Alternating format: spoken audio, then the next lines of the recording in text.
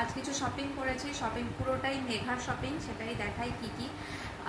প্রথমেই দেখাই স্কুলের জিনিসপত্র আর কি কিনেছি। প্রথমেই দেখাই এই যে 3 সেট মোজা কিনেছি, 1 2 3 সাদা মোজা, এটা ওর স্কুলের।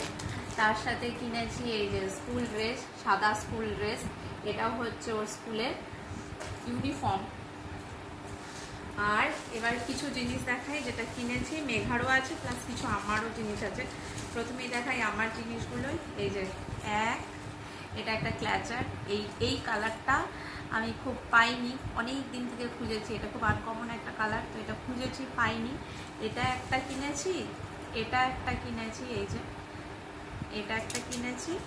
তার সাথে কিনেছি ছোট একটা, এই যে এটা হচ্ছে এটা, হ্যাঁ এই যে কালার, এটা ফুল এটা ভায়োলেট কালার আর কি, মানে লাইট ভায়োলেট কালার। তো এই 3টে কিনেছি, এই 3টে কিনেছি। আর মেঘার কিনেছে হচ্ছে এই যে এরকম ক্লিপ, 4টে কেনা হয়েছে কালো।